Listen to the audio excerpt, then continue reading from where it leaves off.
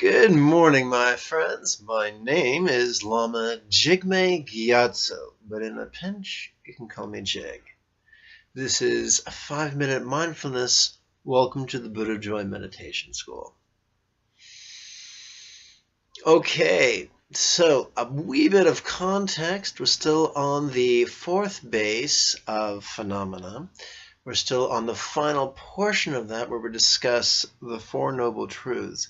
We're finishing up the second noble truth, the first being suffering, the second being causation. We've been through the 5 senses, and now we conclude with mind and phenomena.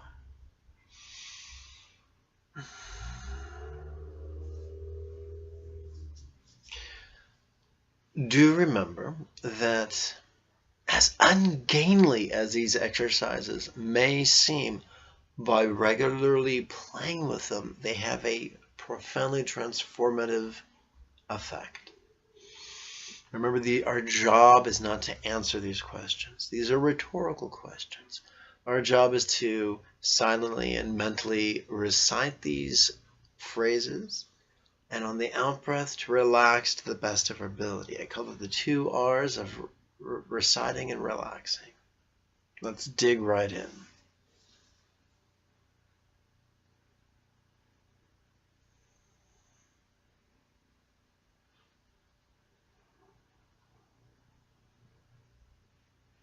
How could this mind be pleasurable and an object of greed?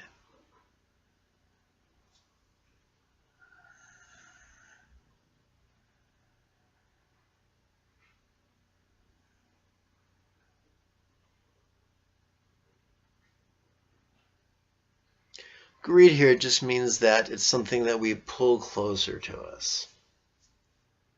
Which makes sense. When something's pleasurable, we pull it close. When something's painful, we push it away. Let's continue. How could this thought, how could this phenomenon be pleasurable and an object of greed?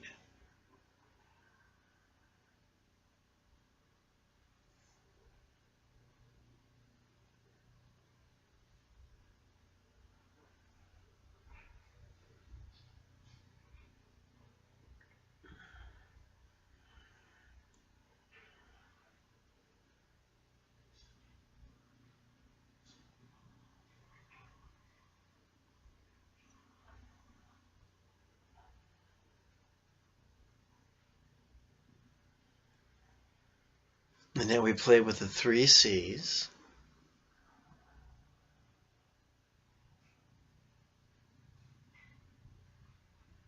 How could this mind consciousness be pleasurable and an object of greed?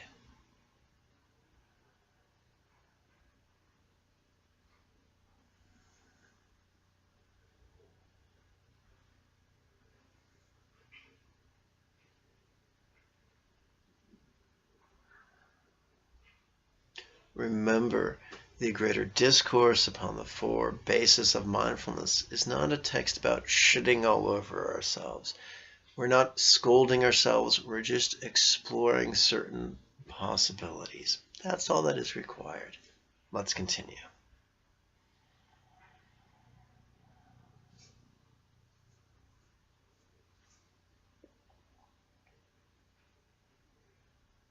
How could this mind contact be pleasurable and an object of greed?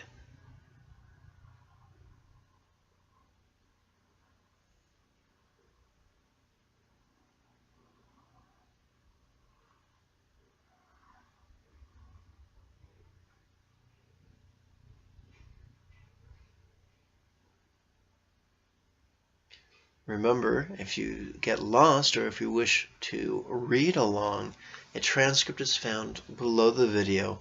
It is revealed once you click the phrase that reads, "Show more."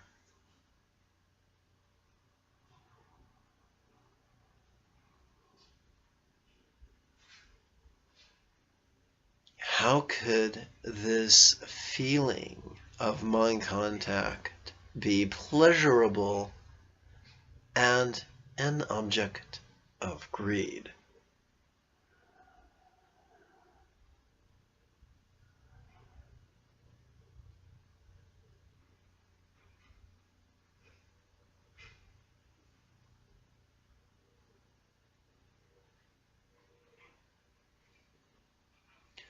So it's a mistake to compare this text, the Mahasatipatthana Sutta, with religious texts, for it is non-moralistic. It doesn't claim to be given by divine authority. It's merely one contemplative set of techniques he's found useful. And so we're not told, thou shalt, or that or not, or thou shan't. We're told, hey, look at this. Notice this. Notice how it reacts with that. That's the main thrust. Awareness and analysis. And that is the key to emotional freedom. Let's continue.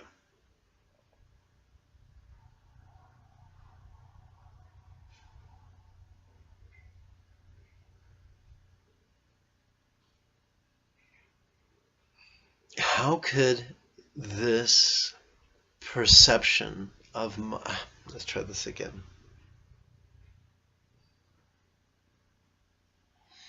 How could this perception of mind, let's try that again. How could this phenomenon, perception, be pleasurable and an object of greed?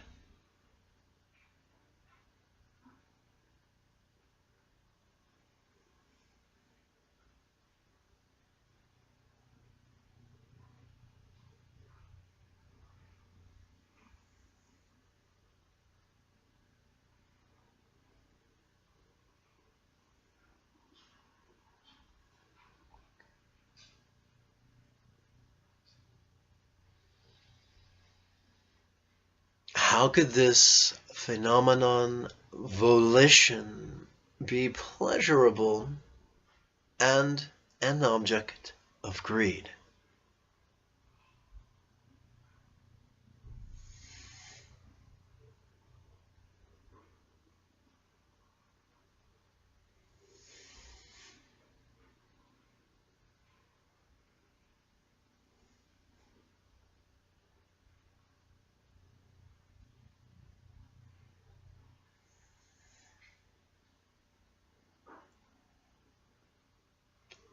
How could this phenomenon, craving, be pleasurable and an object of greed?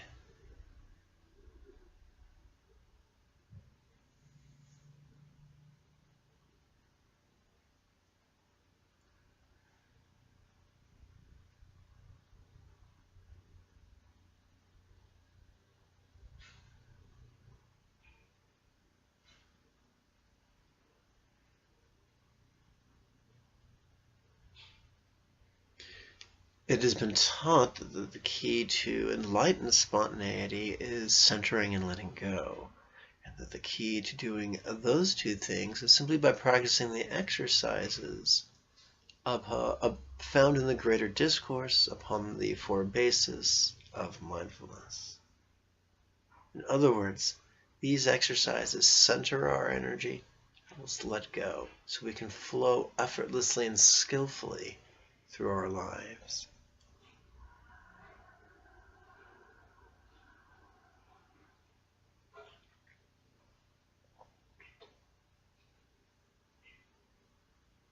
How could this phenomenon, thought, be pleasurable and an object of greed?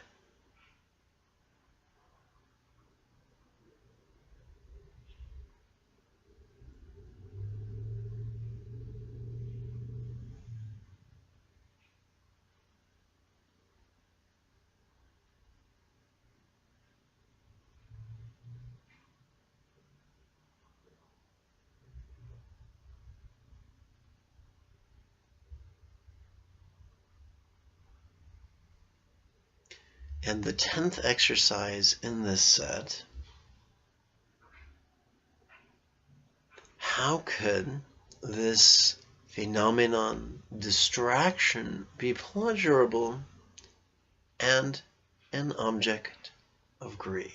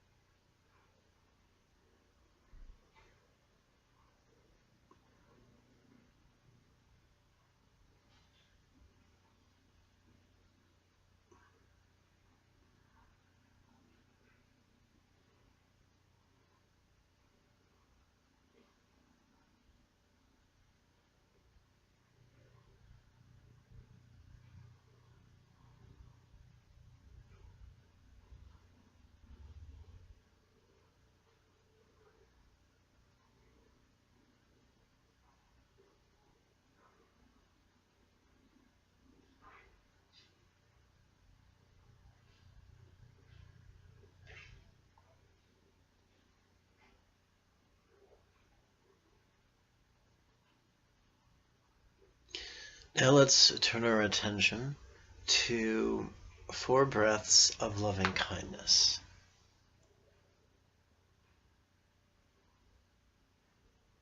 Today we're going to turn our attention to health.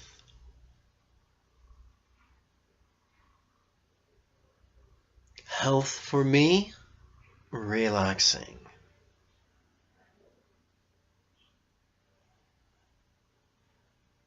Health for neighbors, relaxing.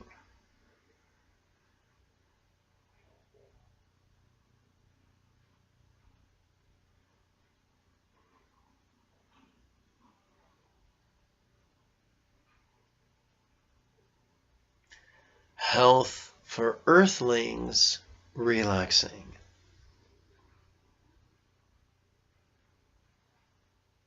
Health for all beings, relaxing.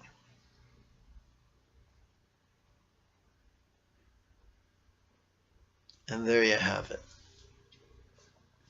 The Friday series of weekly webinars begins this week. You can register by using one of the links below the video in an area that we call the doodly-doo. And if you wish to, I charge no fees. It's by donation. Some give a lot, some give a little, some give nothing. If you'd like to support the work of the Buddha Joy Meditation School, you're welcome to do so by using one of the links below. Some people support Buddha Joy Meditation School for as little as $2 a month. Some substantially more. Either way, I wish you a beautiful day. Bye-bye now.